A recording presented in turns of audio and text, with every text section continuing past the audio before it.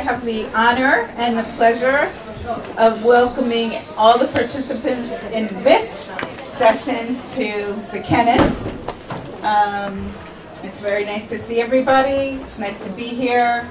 It's nice to celebrate with everybody our movement's anniversary, 40 years for the 40 years we've been here, working here in Israel, and it's lovely to be here together celebrating. I'm Sara Cohen. I'm a member of Kibbutz Keturah, which is near Eilat. So I woke up at 5:30 in the morning to get here this morning, together with a carload of people from the kibbutz, including my adopted son Yosef, who's here in the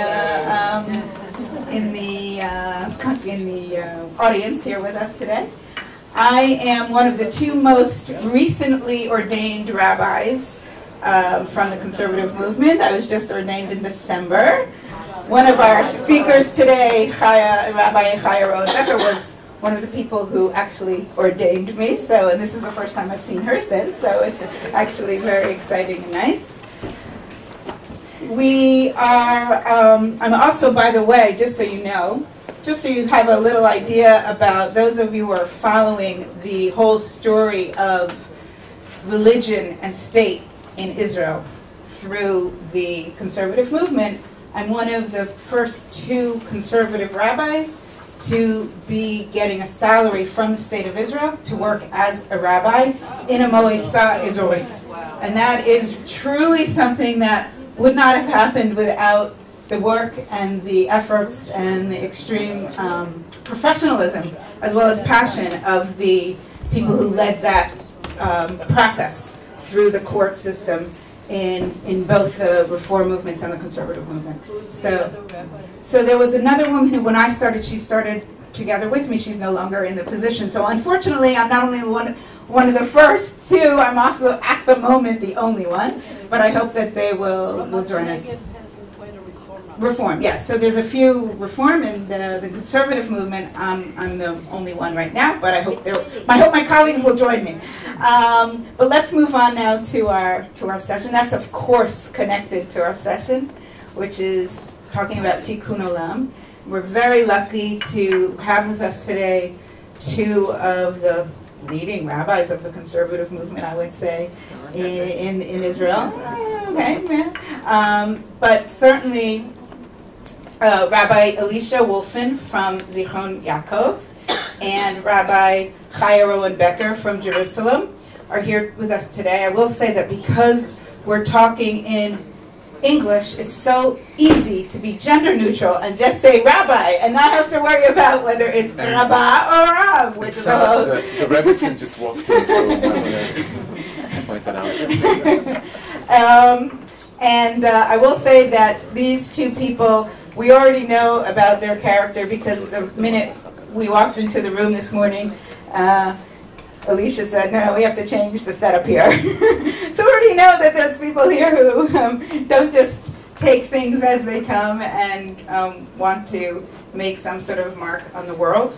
And I would like to just say that both Chaya and Elisha, in my opinion, are working in communities, and in Elisha's case, was one of the people who founded his community in Zichron Yaakov, that look at the issue of Tikkun Olam really in a very broad way, and I'm sure they'll talk about this a little bit, but looking at how each individual, each person heals, repairs, looks for wholeness within him or herself, how that affects the community that they're in, how the community relates to each individual, and how the community in that search for wholeness actually moves outwards to the rest of society, in our case, the rest of Israeli society, the rest of the city, the rest of the neighborhood, whatever that is.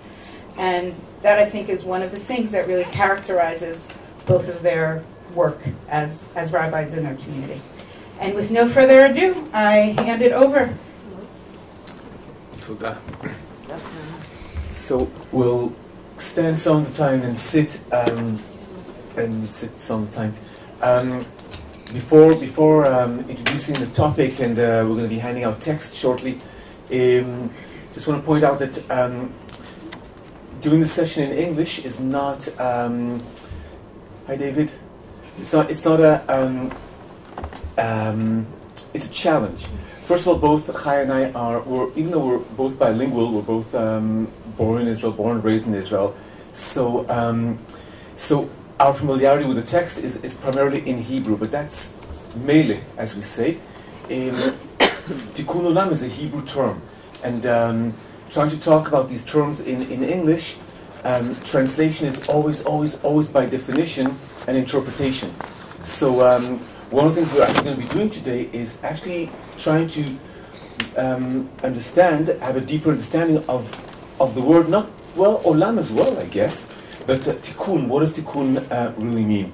So before handing out the text and delving into it, and then it's also open if anyone wants to, I don't know, to join in the conversation, point something out, argue, whatever, please do so. Boker Tov. Boker Tov. I would like to tell you both in English and Hebrew. שעליתי ארצה עם ההורים שלו, That's right. הוא נולד שמה, ואז הוא החליט... But this is an English-speaking session. Well, did I speak to you?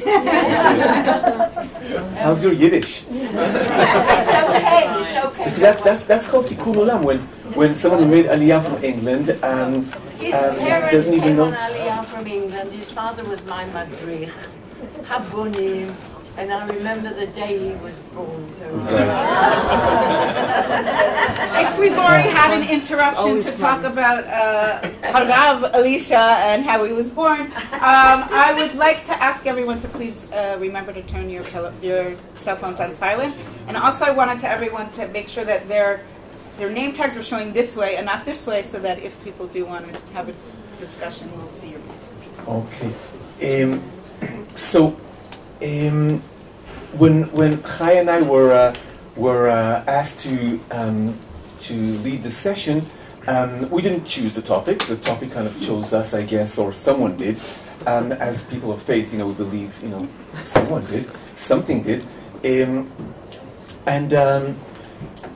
both of us were kind of like squirming in our seats, thinking, Tikkun Olam, would that really be our choice if we were asked, what would you like to talk about? Would it necessarily be Tikkun Olam? And neither of us would have said that would be the topic. Not because we don't care about the world. We certainly do care about the world. And then as Chaya and I were talking about it, we said, well, you know what? Let's bring our truth into it, our vision vis-a-vis Tikkun Olam to this room. And so comment number one before we hand out the text and then have and go deeper into the topic. Comment number one is Tikkun Olam has become its own religion in a way, primarily in the more liberal streams, but also on the liberal side of orthodoxy. Let's say Tikkun Olam has become the big thing. When I was a shaliach in the States, and I remember everybody was talking about Tikkun Olam, and we as Jews have a role and a partnership with Hashem to repair the world. And somehow I always had a difficulty with that concept, and we'll talk about that difficulty today. Because is that what it means? Tikkun Olam, is that what the term really means, to repair the world? So comment number one is that it's become such a buzzword. I don't know if it still is. I'm talking about the 90s, and it's been a long time since the 90s. So it still is. So that's comment number one. Comment number two is Tikkun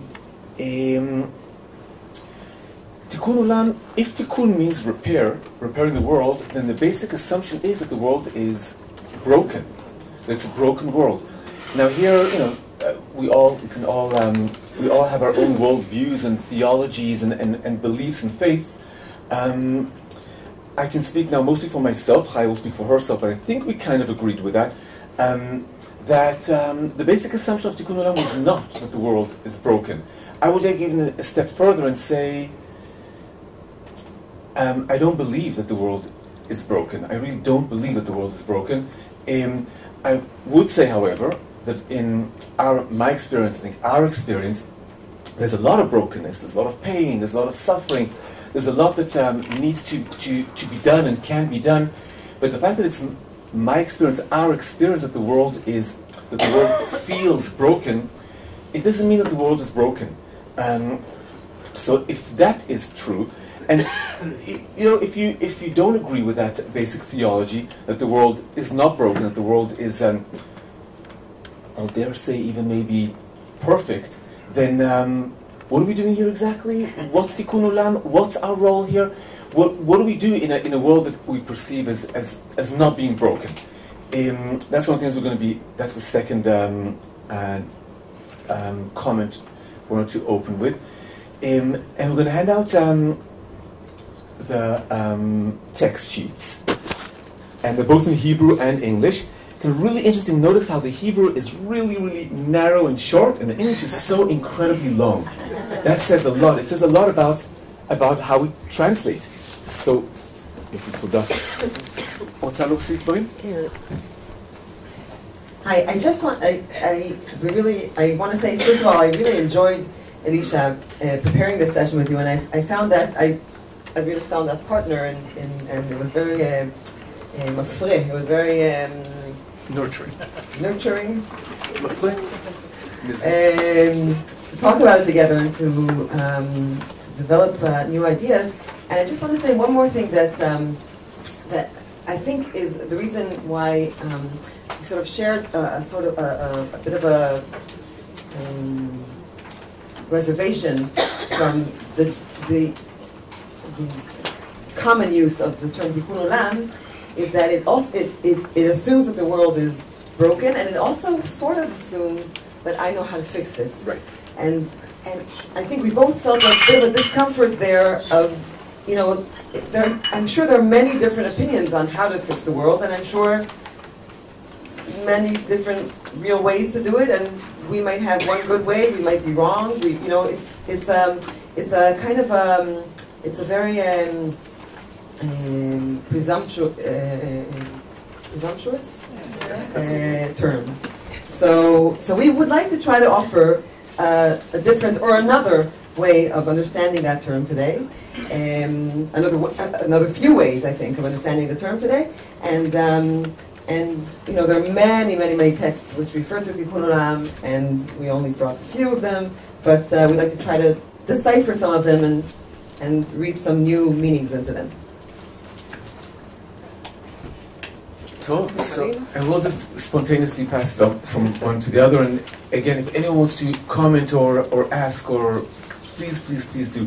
So here are the texts that we'll just quickly, just like an overview of what the texts are. The first text, we put that in there because we all know it so well. The service ends with Aleinu L'Shabeach, and that's the second paragraph in Aleinu L'Shabeach, where the word Tikkun Olam actually appears. The second text is also has tikkun, has the word tikin, and notice in the English when now I already messed with English here. So it's from the Babylonian Talmud from Brachot, which will already suggest maybe there's another word of understanding tikkun. Third text is a Hasidic text related to that. And then finally, there's a series of texts from the Mishnah Gittin, and Gittin, divorce is tragic. Sometimes, as Rabbi Perinetter says, sometimes it's a blessing. But there's a lot of the issue of Tikkun Olam appears quite a few times in Mishnah, in the Mishnah of Gittin, Mishnah 4, chapter 4, and we'll read some of them. And our goal is not to try and fix what's broken here, if it's indeed broken, but to really try and understand, so what does that term mean? And also, I think we have another goal here, and that goal is, if we can have another view of Tikkun Olam, maybe will impact our how we are in the world, what we do in the world, and how we view ourselves in the world. So we'll start with Aleinu L'Shabeach. את רוצה להתחיל? כן, יאללה. Okay, so Aleinu L'Shabeach. I'll read the Hebrew until Tikkun Olam and then the English. על כן נקווה לך השם אלוהינו לראות מהרה בתפארת עוזיך. We will strive to see the glory of your might, to remove להעביר גילולים מן הארץ, to remove abominable idolatry from the earth. והאלילים כרות יכרתון, the false gods will be utterly terminated. And here it comes, לתקן עולם במלכות שדי. So what does that mean in this context? So I think the general, the classic translation would be to repair the world, right? Like it says here with a question mark. To repair the world through the kingship of Shaddai. And the context here is, first of all, the context here is definitely that this repair is the result of cleaning out the world from idol worship, right? And so, first of all, it's important to notice that one of the classic interpretations of Tikkun Olam has nothing to do with social justice or doing good. It has to do with monotheism, and the world should be monotheistic. Also, as you pointed out, it's not clear that it's our job to do this, right? Or rather, it's kind of clear that it's not our job. We will strive for, we will, alken nekaveh lecha. And here again, the Hebrew is really important. Nekaveh means both, in modern Hebrew, means to hope, but lekavot, from the word kav. Kav creates a line.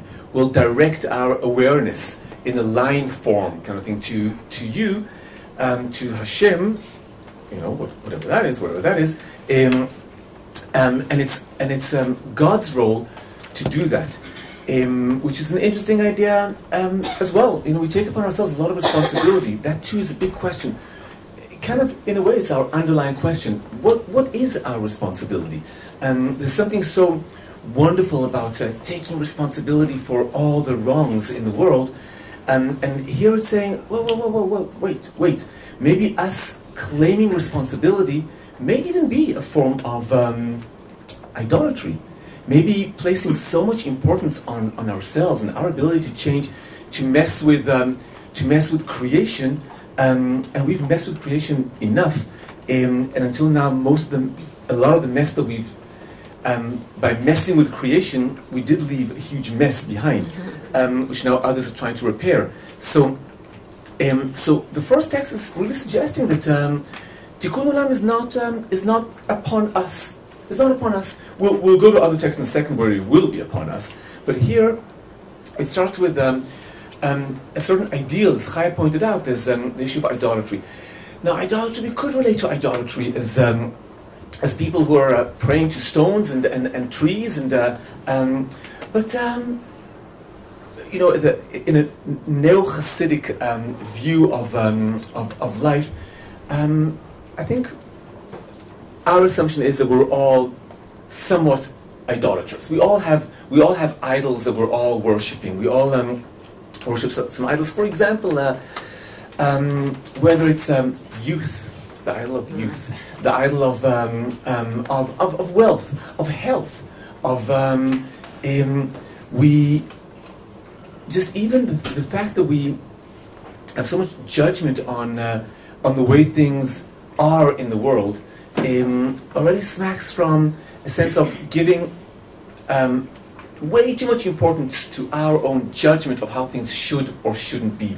All shoulds and shouldn'ts that we attribute are give us a certain power which suggests a smack of idolatry. We know that from Migdal Bavel, the Tower of Babel, where basically the very first time that humans are trying to la'asot la'atzmam shem, trying to elevate themselves, and God does not like that. God does not like that, and spreads them throughout the world, and disperses them, and levalbel, mixes their languages, etc. So first and foremost, I'm going to move on shortly. First and foremost, Tikkun Olam. Whose role is it? Before we even know what it might be, who's responsible for Tikkun Olam? Where does it suggest that we are partners with Hashem in fixing a broken world? Comment number one. Okay, and then so we'll see for the text השני. And just one more thing. I think we can also. I think this text actually doesn't mean to repair the world. I think this text means, and this is what we're going to try to go into in the next the following text, I think this text opens up the possibility of understanding the Tikun Olam as affixing, not fixing, but affixing, right? To build something, to sort of establish something in its place. That's also a meaning of the word tikkun in Hebrew. And we'll see that explicitly in the next text, but I think in this text also, Tikkun Olam, not through the kingship of Shaddai, as the translation says, but Tikkun Olam with, by establishing Malchut Shaddai. We establish Malchut Shaddai, and that is the building of the world. That is how we create this world. We establish the Malchut of Shaddai. And therefore, and as a derivative of that, no idols, of course, right? No idols, Malchut Shaddai, and that constitutes Tikkun Olam, the building of the world, the ideal building of the world. And so there was a question, you want to ask a question? Okay. Yeah, there's a full one somewhere. The word building from. Here, we'll do that, we'll go over it now. B'kasha. We'll see it now. So if you go to the second text from the Bavli, the Babylonian Talmud, we'll do the English. And Abraham instituted the morning prayer. Now the word in Hebrew is tiken. Tfilat shacharit tiken Avraham Avinu shene'emar, as it is stated. And Abraham rose early in the morning to the place where he had stood before the Lord. So the verb standing means nothing other than prayer, as was stated, and pinchas, etc., etc. But the most important part is tfilat shacharit tiken Avraham. So Abraham didn't mend anything broken. He didn't fix anything broken, but he instituted. He was one who created tfilat shacharit. Now, was it broken before tfilat shacharit? Was the world broken? Now, it's possible. Well, one could say, indeed, before there was tfilat shacharit, the world was not complete yet. But that's possible. Not the right. But pshat. the pshat is tiken, from the word to affix, to institute something. So if Tikkun Olam is an act of instituting, of putting things in their place, and I deliberately didn't even say in their rightful place, because rightful is already, once again, we're judgmental. But it could even be, when we walked into the room and we saw the way it was set up, it was like this long room. We were supposed to be there, and this long room, and we thought, okay, that's one possibility. It is indeed one possibility, and the camera crew were very happy with that possibility. That everything's set up, and we walked in and said, that's not the kind of world we want to be in right now. So we opted for another option. It doesn't make it a better option. It personally works better for me, and with my life experience, I thought it would be better for our purposes. But it was just another option. So we instituted another option. No judgment on it. It doesn't mean that it's any better or any worse. Hashem is endless, Ein Sof, and it's a Kabbalistic notion, a Kabbalistic term. Hashem is endless, and by choosing by introducing another option, we're doing tikkun. Now, if you're familiar with the tikkun lakurim, anyone here who reads from the Torah, we don't just learn it from Chumash. We learn from a great book called Tikkun. Tikkun, it's not called Tikkun because our reading is broken. It's not called Tikkun because it's something to repair. It's called Tikkun because it institutes something. It creates a form of reading. Now, we can read it in many ways. There's a disc, you can buy it in Israel, with Dan Canal. Dan Canal is one of Israel's legendary radio broadcasters, anchors. And there's a whole thing of his, he reads the Torah. He reads the entire Torah. Beautiful. It makes so much sense, I think even more than hearing it sung with a trope, if I may say so. So he offered another way of reading the Torah. Traditionally, we sing it by trope, and we sing it, and that's how the sages instituted it. But again, doesn't mean that either of them is broken. So Tikkun Olam, suggesting the first meaning we want to try and attribute to it from the Hebrew, from the pshat of the Hebrew, nothing too out there. Tikkun Olam is a form of instituting and affixing in the world, or even if you like, the world itself. If we look at the word Olam, the word Olam, but when Chaya and I were talking about it, it's like, how can we do this in English? So, well, that too can be part of the Tikkun Olam. Let's remind ourselves that the Hebrew civilization was written and spoken in Hebrew, and also in Aramaic and later in other languages too. So doing it, like having a little, also a ulpan class here together is also part of Tikkun Olam. Not because it's not okay that you guys, many of you do know Hebrew, I know because I know many of you, but for those who don't know Hebrew, that's okay. There's nothing, there's nothing wrong with that. There's nothing to apologize for. It's all okay. Every new word that you learn is another tikkun. And it's not a tikkun because, now it's a bit more repaired. It's a tikkun because now another, something else was born, was created in your immediate world. So Olam. Olam comes from the word le'elim. Olam is from the word ne'elam, where something is gone missing, has disappeared. And what's gone missing, you can have just a session or a few days or a lifetime just about that. What's gone missing, among other things, God. When we look around, we don't see God. And you say, well, each one of us is a footprint or a fingerprint of God. All these are beautiful metaphors. But with the creation of the world, God seemed to disappear. So Tikkun Olam could be maybe affixing, kind of affixing things, helping the process of creating in the sense of helping things come into being from the spiritual, the non-corporeal. Is that a word? That's a word. Huh? The non-corporeal. It becomes manifest. It becomes manifest. So Tikkun Olam, in other words, manifestation. Another word for tikkun is manifestation, affixing as in manifestation. That's beautiful, and also I think is in Alenu L'Shabeach, the manifestation, that aspect of it, and also I think it's beautiful that in the choice of words of Tfilat Shacharit, Tiken Avraham Avinu lo kava. It's not kava, right? Set. It's or pasak, or I don't know what other word might have been used. Tiken, he made a takana. He made a law, which is also one of the meanings of tikkun. Well, the relationship between tikkun and takana. Takana is not a law, is a edict.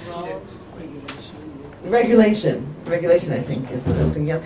And so also the process, I think, of making regulations, which we were talking about, how it's so dynamic, and part of the idea of, part of the notion of creating all the time and being in motion and not fixing but responding to reality and being a part of the world. And we'll talk more about that a little bit later. But so first of all, what Abraham, the tikkun is this regulating, and it's also not permanent. It's not, and that's, I think, also goes with the idea that we're trying to develop, that it's if we knew that this is how the world needs to be fixed, then it would be kavua. Zeu. Abraham Avinu kava shacharit. It's not kava shacharit. It's tikkun. There's a certain amount of motion here and of flexibility here. It's a takana, and things are in motion. Okay. So the next text is responding. Yeah. I think tikkun with the kuf can be looked upon as a variation of tikkun with the kaf, which has nothing to do with preparing. It means it's also building. Well establishing. Right. Lechonen. Right. Yeah. Nechonim. In relation to tefillot, we have the saying, Tikon tefilati lefanecha. Nechon. Right. May my prayer be well established or proper before you. Exactly. So established, I think, more than proper, and established again along the lines of instituting, of establishing. So that's another thing in the Hebrew language. There's chaf and there's kuf. These are not the same words. They're not the same letters. Nevertheless, that it's not a coincidence that they sound so similar. And the sages felt very, very free to play around with letters that sounded similar, charut and cherut, etc., etc.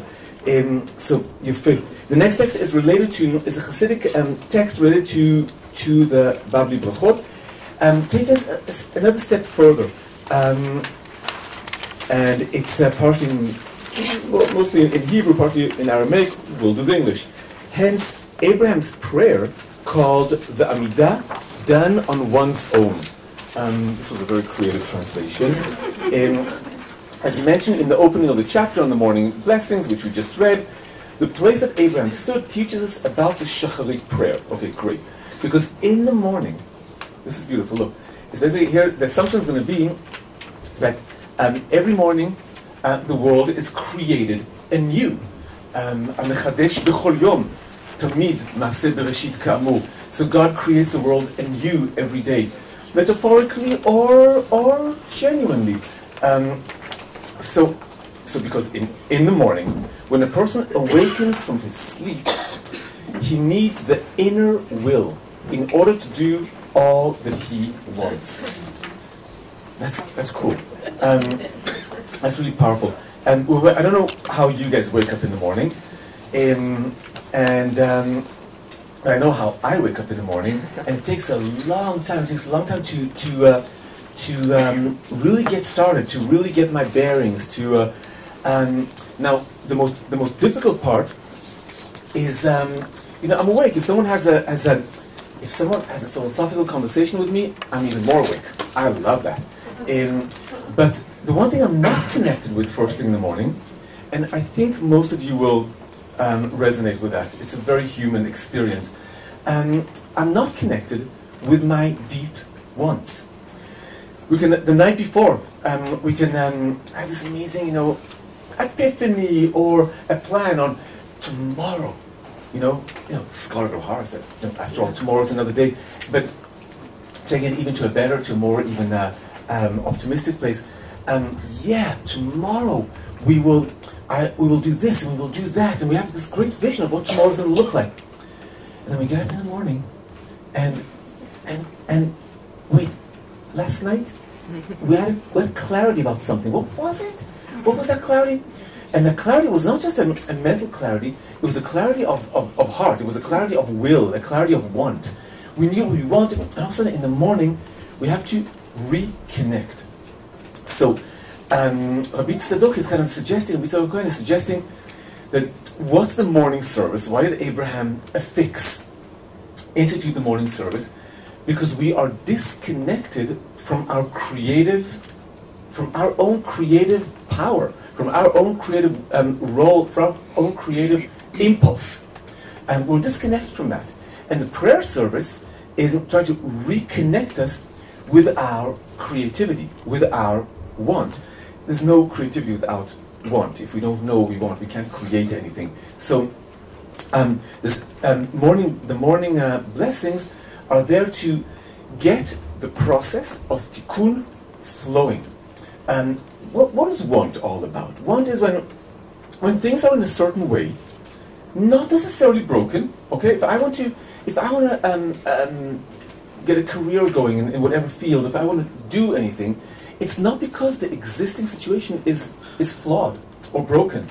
It just there's this I call it divine, mysterious flow energy that wants to present itself in the world, and it may do so through us.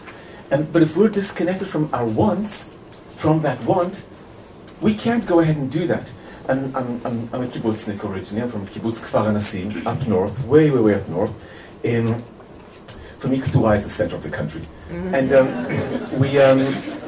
on the kibbutz, when you grow up in the kibbutz, and also when you grow up in the 60s and 70s in Israel, you don't have wants. You don't want. You don't know what you want. The kibbutz knows what you want. The state of Israel knows what you want. And they'll also help you do what the kibbutz wants. When I finished my army service and it was time to go and study at the university, the kibbutz was going to decide for me what I'm going to study. They sent me off to do these tests in Tel Aviv, in the big city. What a treat. And hours and hours of tests, and then before computers. 2 weeks later, we came in to meet a psychologist who was going to tell me what I want to do. And then that report was sent to the kibbutz. My inner world was sent out to the maskira of kibbutz Kfar Nasi, and that was handed over to the higher education committee, because everything wants are decided by committees, and they kind of told me what I want to study. And that had nothing to do with what I wanted to study, or what I thought I wanted to study. And again, they may be right. I can't remember what they suggested. And who knows, maybe they were right. Maybe if I followed their advice, I would have been much happier than being a Masorti rabbi. Or, and I wasn't a Masorti rabbi yet. I studied Islam in my bachelor's degree. And so, what was I can't remember what they want me to study. But it doesn't matter. It doesn't matter. Being connected to a want, even if 20 years later we'll discover, let's recalculate, let's change course. That's fine, that's legitimate, because all options are out there. And the way we can affix a certain option, it's all random. So how about choose? Well, you get connected to what you want, but deeply want. Not, oh, I feel like. It's not bali in Hebrew. It's a word that every Israeli kid, it's one of the first, before you even learn to say Abba, you learn to say bali. But I feel like this and I feel like that. So Abraham is teaching us that first. Abraham, according to the Hasidic understanding, is teaching us first in the morning, before you start messing with the world, reconnect to your want, which is directly connected to the divine. And it's one of the divine options. And once you're connected, now go out into the world and institute things, affix things, establish things, lechonen, and do things in the world. Why am I the one who's standing? I don't know. Because of my ego? Because you're a man. Because I'm a man. That's the reason. You kind of skipped over the line, המקום אשר עמד, משם נלמד תפילת שחרית. The place that Abraham stood teaches us about the Shacharit prayer, which I think is, beautiful. In addition to the beautiful things that you've said, it kind of, he says here, the place can teach you all these wonderful things that you're talking about. The place where you're standing can teach you that you need to do this. Or the place, the perspective from which you look. The perspective from which you look. Okay. And that can change. Mm-hmm. Mm-hmm. It's also in motion. And it's in relationship to Abraham. A horrible event is about to occur. It's about to happen when Abraham is standing up there looking down at Sodom and Gomorrah. That's the context. God is about to undo something and to turn what's the word, to destroy, demolish, and Sodom, the town of Sodom. And from Abraham's perspective, from where he's standing, he's saying, "How can you do that? How can you do that?" And Abraham that's a judgment call. And God says, "Okay, well, let's play with that a little bit. From the perspective of where you're standing, what do you think?" Well, I'm seeing. Do you remember Bette Midler's song "From a Distance"? From a distance, everything is beautiful. Everything is beautiful. And Abraham saw Sodom from a distance, and it was beautiful. It must have been a beautiful city. Much standing closer, makom, place. Standing much closer, things look a little bit different. So God gives Abraham a permission to make a choice, to choose based on where he's subjectively. Based on where he's subjectively standing and viewing. And indeed, when the malachim, angels, messengers, who knows, walked out, they saw something different. So we institute things based on our perspective in the world, based on where we stand in the world, and having anva, what's anva? Humility. Humility is a tough one. And Moshe, the ultimate symbol of humility. Humility is a really tough one. Recognize that I'll institute something and create something from my very tiny little perspective of the world. From that perspective, I'll create this. And someone else will create, letakin, something else. And I have very little, me judging someone else's tikkun, if I'm not standing in their place, how could I be making like a judgment call? They're simply creating, manifesting, bringing into fruition something from the place where they're standing.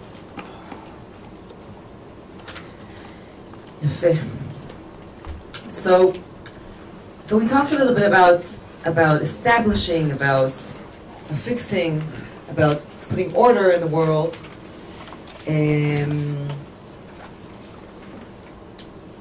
building. Now the Mishnah in Masechet Gittin, chapter 4 of Masechet Gittin, has several Mishnayot which talk about divorce. Some of them talk about divorce, some of them talk about other things. We'll read them in a minute. And it's considered to be Tikkun Olam, all this discussion about divorce and other things. So we'll read some of this and we'll see how that can kind of deepen our understanding. I'm reading number 1. השולח גט לאשתו והגיע בשליח. So a man sends a bill of divorce to his wife by a messenger, right? And then the man, he changes his mind and he wants to annul the divorce, to cancel the divorce. So if he catches up to the messenger, הגיע בשליח, או ששלח אחריו שליח, he sends another messenger after him and says, גט שנתתי לך בטל הוא, and says, this get that I gave you, this bill of divorce, is cancelled, then it is cancelled. Okay? It didn't get to the wife yet. It hasn't gotten to the wife yet, right. אם משהגיע גט לידה, שוב אינו יכול לבטלו. Okay? If she received the get, that's it, he cannot cancel it. Okay? So that's number 1. Number 2, continuing the rules, the laws of how he can give a divorce and how he can cancel a divorce, בעצם. בראשונה היה עושה ביתים במקום אחר ומבטלו. So once upon a time, it was okay to convene a beit din, a court of a religious court, somewhere else and cancel it somewhere else without telling the wife, right? So she thinks he's divorced. So she thinks she's divorced, but he has canceled the divorce, and if he's canceled the divorce, she's not divorced. So that's a big problem. So then he tikin, by the way, right? Rabban Gamliel made a takana. From the word tikkun. Tikkun, right? Enacted, it's translated here. Hitkin, Rabban Gamliel hazaken, shelo yu osim ken. You shouldn't do that. Rabban Gamliel made a decree that you should not do that. Mipnei Tikun Olam. Because of Tikun Olam.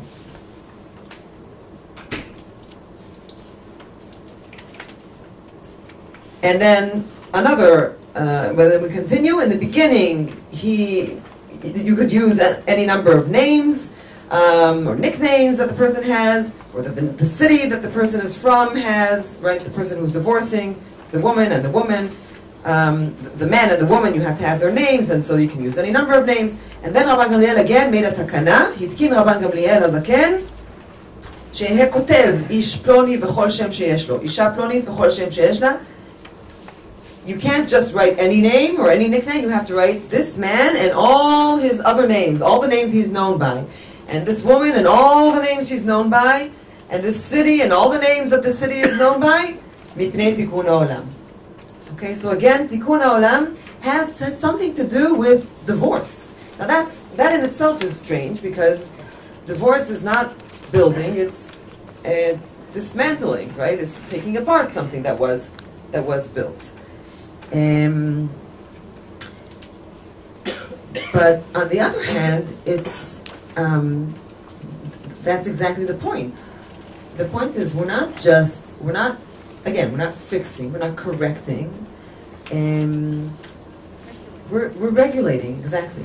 We're making sure that the world can run properly, right? We're making sure that if a woman is divorced, that's fine, she can be divorced, but she needs to know that she's divorced, right? And if she's not divorced, she needs to know that she's not divorced. More importantly, this is what the Mishnah is talking about. She needs to know what her status is. We need to regulate the status and have everything known and have everyone know and have things in their place, as you said before, right? When things are in their place, then they can function. If you don't know what your place is, you can't function in the world. And if you relate to someone or to something, not knowing what their place is, then you can't. Everything is topsy turvy. Everything is upside down. You can't function that way. I want to add something. And what? You're creating a new situation. And you're creating a new situation and a new status, and you're enabling that to be. You're enabling that new status to be what it is. Right. That's excellent. And all of this, again, let's notice, is within the realm of takana, right? Takana for Tikkun Olam. The way that we do Tikkun Olam is we make takanot, which matkinim et haolam, set the world in its place. So I want to share two anecdotes about it. One is I shared that with Chaya as we were preparing a few days ago. I have to see everybody's eyes, so I will stand. That's why you're standing. Ego, eyes, I don't know, whatever. And again, standing or sitting, it's equal. What do you choose? That's your tikkun. That's what you'll do. One of the things that we do is, as communal rabbis, we meet with bar mitzvah families. Every rabbi in the world, in the whole entire world, and you get into two everywhere in the whole world, meets with bar mitzvah families. Probably one of the sweetest things. And we discuss the kid's Torah portion. What could that mean, and how could that be related to the kid? And it's amazing, by the way, just in brackets. This is called brackets. Parentheses. That's a better tikkun. It's always amazing how families like, wow, we never knew that the Torah portion, it really is about our son. It really is. And it is. It really is. It's true. So we're preparing for Parashat Mishpatim. It's coming up next week. And there's just a lot of laws. And the father turned to his son and says, isn't that interesting? Look, they thought of everything. They thought of absolutely everything. And yet, here we are, 3,350 years later, we're still making more laws.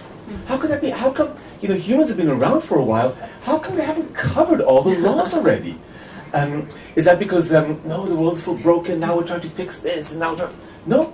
Because there are new situations that are arising all the time, and every time we're affixing something, every affixing creates a new challenge.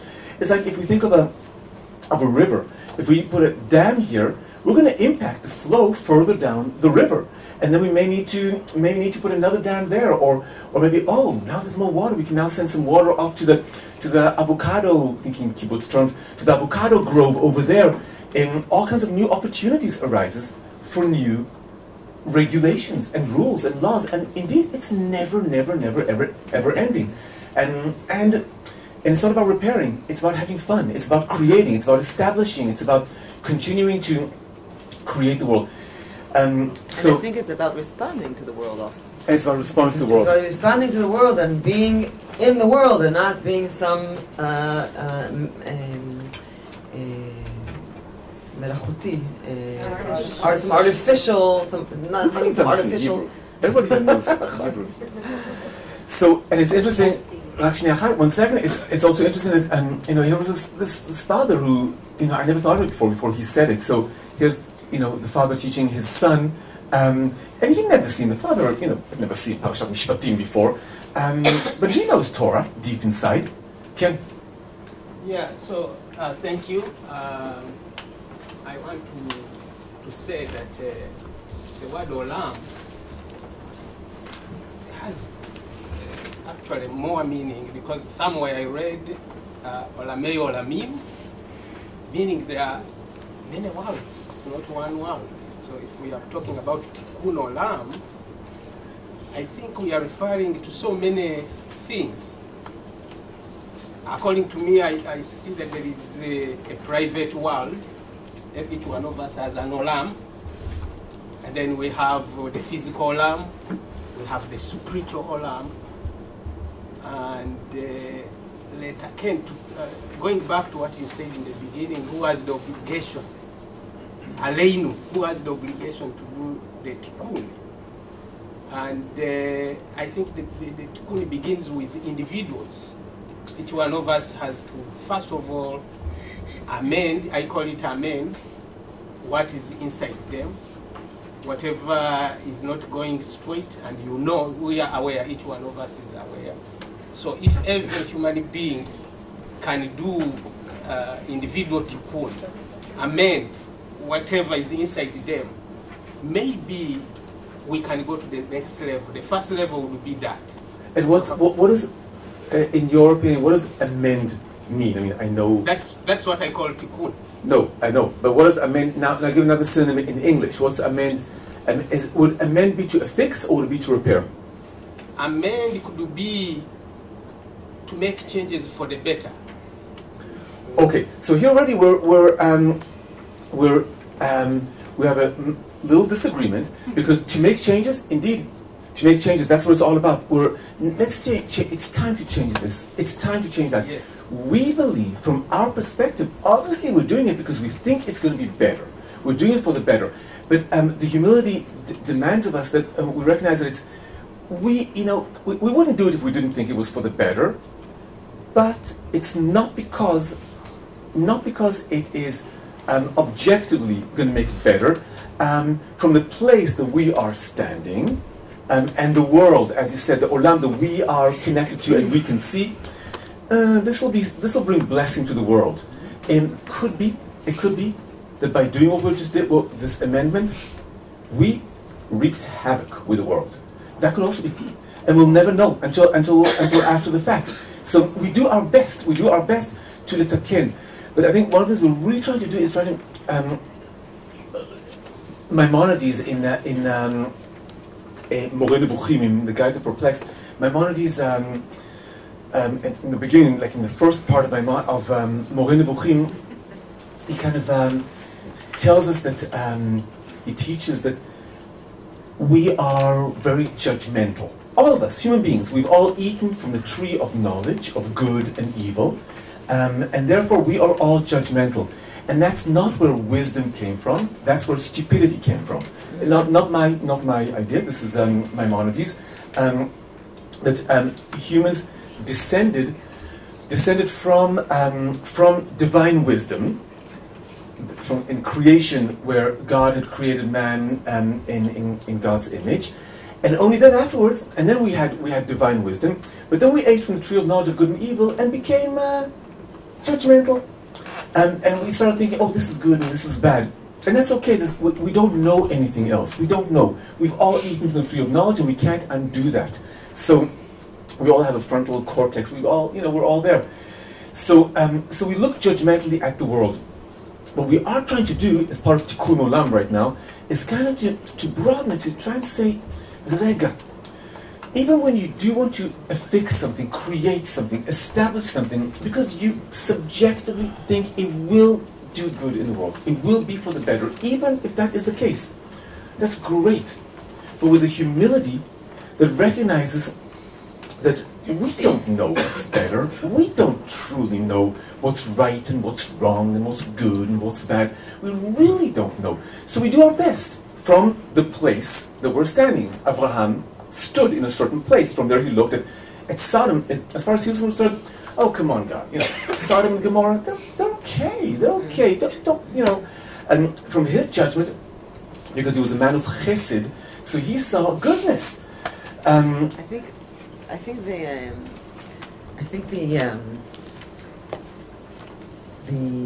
issue in the next Mishnah exactly touches on that point, Yeah. because we're continuing to talk about a woman on her own, okay? Mishnah 3.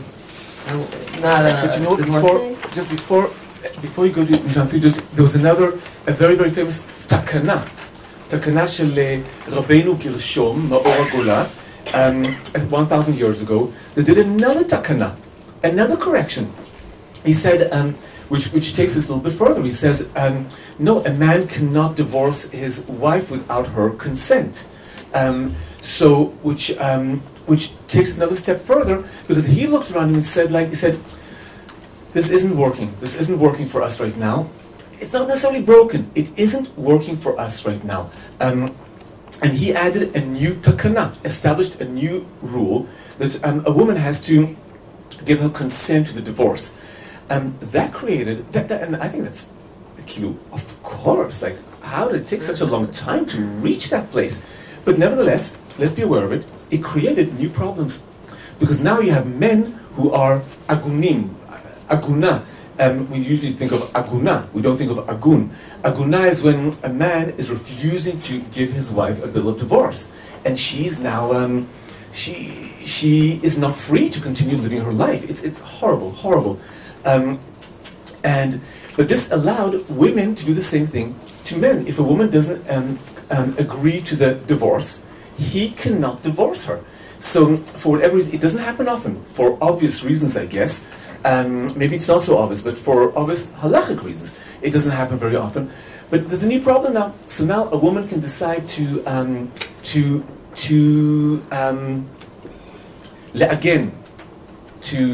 what's the word? Chain. Thank you. Was that to chain? That's a great word. Chain. Thank you, Cindy. To chain the man. So now we have to create. Okay. So now a new challenge is there. Let's institute something new. How do we unchain people, men and women? So in the end of this, Mishnah number 3 on page 3, all of a sudden we were talking about divorce, and for a little bit we're talking about widows, and then again divorce. Ha'edim chotmim al haget mipnei Tikun Olam. The witnesses should sign the get, should sign the bill of divorce. Again, mipnei Tikun Olam, so things are in place, so we know where to go, so we know who to ask, right? And then all of a sudden, Hillel hitkin puzbul mipnei Tikun Olam. Now, I think puzbul is this famous takana of Hillel, right? Which was which Hillel felt that he had to institute because due to the law of the Torah, debts which once you arrive at the 7th year, the Shnat Shemitah, any debt that you have is void, is null, right? If I loaned you money, and the first year you say, I'll pay you back, and the second year you say, I'll pay you back, I'll pay you back, I'll pay you back, I'll pay you back. 7th year arrives, you don't owe me any more money, right? And this was supposed to help people who are poor, who are in the bottom of the worst possible place. They can't even repay their debts. They should have a clean slate, and they should be able to start over again. But what happened? People, you came to me for a loan. First year, maybe I give you a loan. Second year, maybe. Third, fourth, fifth year, 6th year, I wouldn't give you a loan, right? I know the 7th year is around the corner. You're not going to pay me back, and my money will be gone. So poor people couldn't even get loans, which put them in even a worse position, right? Than needing the loan. So Hillel decided to make a takana, which we won't go into all the details of it, but he made a takana through which loans that were made would not be void. Even though the Torah says they should be void, Hillel created a system where they're actually not void. And that is mipnei Tikun Olam. And that, I think, is part of the reason why we think that Tikun Olam is to help people who are poor, right? But I think that exactly shows us that that's not actually the meaning of the Mishnah. Because first of all, Hillel did something which is he canceled something which is supposed to help people who are poor. He did it in order to help them. But he actually canceled a law that would help people who are poor. And secondly, which goes to the point that you were making before, that things, we might think that we're doing something good, but we might actually be creating another problem. I think the Torah did that when God decided that we need to forego loans every 7 years. The idea was a good idea, but then it created a situation that needed fixing, and he created another situation which also needs fixing, because as we know, there are still poor people who still need loans and still are having trouble paying back their loans, right? So Tikkun Olam is not necessarily fixing; it's responding. It's being in that motion. It's making those changes, and if we have anything that has to do with the widows and the divorcees, that certainly is not. I mean, we saw it's not about helping the divorcees. It's not about helping the widows. It's about instituting the way that the world should be. And I think that the next Mishnah adds another meaning to that, another level to the meaning of Tikkun Olam. We don't really have time. Do we have time? Yeah, we don't have time to really read it. I'll just quickly skim it and just say that get to the point. You could have a situation where a person is half Eved and half Ben Chorin, half a slave and half a free man. How does that happen? Let's say I went into debt and I had to sell myself to slavery to 2 people. I have a debt to 2 people and I can't pay them back, so I become their slave, 2 people. Now one of them decides to free me. So I'm half slave and half free, because I used to belong to 2 masters, and one of them freed me. So I'm half slave, half free, and the Mishnah here is talking about the status of this person who's half slave and half free. And the bottom line is that a man who is half slave and half free can't marry, because a free man can't marry a slave, and a slave can't marry a free woman. So, and I'm neither this nor that, or I'm both this and that, and so therefore I can't marry, if I were a man, I can't marry, there's no woman who I could marry. So, since that is the case, the Mishnah says, we force the second owner to free the man also, and then the man is free. We force the second man to free the man also, mipnei Tikkun Olam. Okay? And the reasoning is, he can't marry this, he can't marry that, as yibatel, so he shouldn't marry anyone. And the answer is, the world was created so that we should procreate, so we should be fruitful and multiply, right? We should fill the world. That's why the world is here. And you can't just decide that somebody just isn't part of the world. And so that to make sure that everyone is part of the world, that's מפני תיקון העולם כופין את רבו ועושה אותו בן חורין. In order to do Tikkun Olam, you force the other master to free the person, and he is ben chorin, and then he can himself. Now, I don't think it's because we want to do justice with this person. It's because this person has a purpose in the world, and in order for this person to fulfill his purpose, that is Tikkun Olam. Tikkun Olam is to institute the system in which people can fulfill their purpose, and it goes back to what you were talking about Avraham Avinu and prayer, right? Tikkun Olam is to build, is to affix, is to be part of creation, and is to make sure that we can fulfill our purpose in the world. So, because we have to end shortly, then that's the case. We gave different synonyms for Tikkun Olam. So if we said Tikkun Olam is affixing, it's manifesting, so now we can see Tikkun Olam through Puruvu, through procreation. Tikkun Olam is the mitzvah of Tikkun Olam. Our role in it is be creative. Be creative, not because this is bad and this is disgusting and this is evil. be creative, because this is what it's all about. Because it's all about the creative process. So what we want, because we have to end, and so it doesn't seem like Tikkun Olam. So you mean so it's not about doing good in the world? So it's not about that. So for some, this may really pull the rug under their feet about what their entire Jewish theology is about. So we want to suggest that indeed Tikkun Olam is not, we want to suggest, humbly suggest, because you don't have to agree to anything that was said here. You create whatever you want to create. But if that's indeed the case, there is a whole other mitzvah, and that's called Gemilut Chasadim.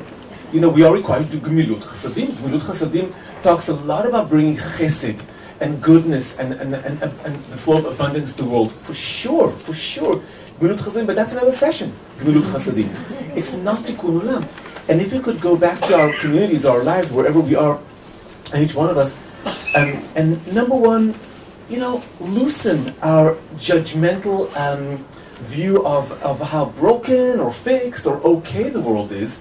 That may maybe, in terms of your theology, find favor before God's presence, because it means also being judgmental of God.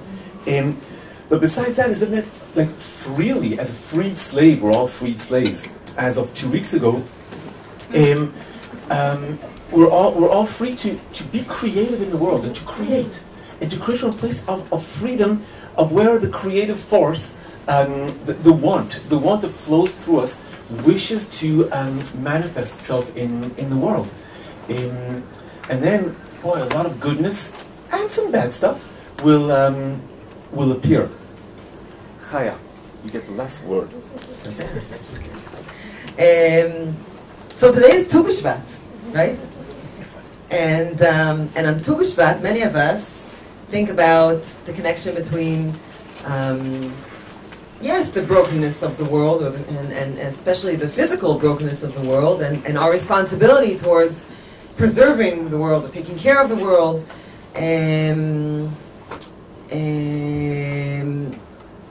And there's a famous midrash, which I'm sure some of you have read last night in Sidrei Tu B'Shvat, where God says, God takes man to see the wonderful creation and says, this everything I made for you, and be careful, שלא תקלקל ותחריב את עולמי, you should not destroy my world, שאם תקלקל, אין מי שיתקן אחריך. If you destroy it, nobody will be able to do tikkun after you.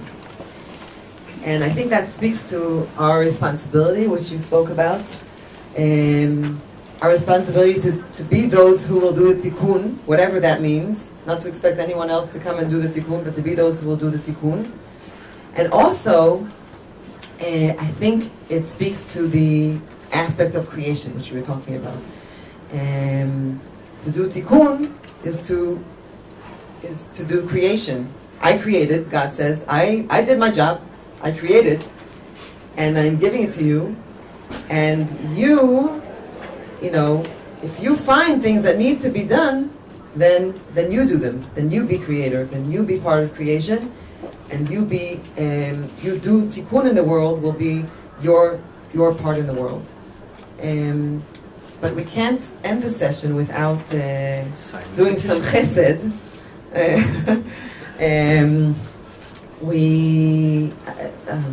The Rabbinical Assembly and the Israeli Rabbinical Assembly, and together with the European Rabbinical Assembly and the movement, the Masorti, put together a petition to the Israeli government to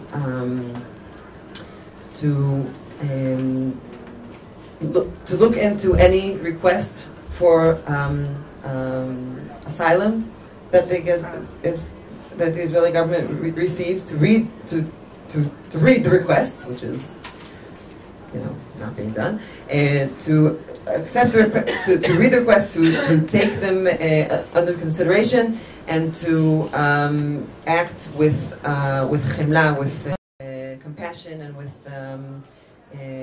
with justice, and with empathy to The refugees. To refugees, because we know what it's like to be refugees, and because we know what it's like to be asylum seekers and to be persecuted. And so there's a petition right here. If anybody wants to come sign, you're welcome to sign, and we will pass it on.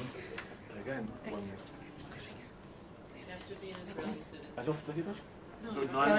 Toda rabba. Thank you very much to Chaya and Elisha. It was very wonderful, interesting, inspiring, and we have a great rest of the Canal.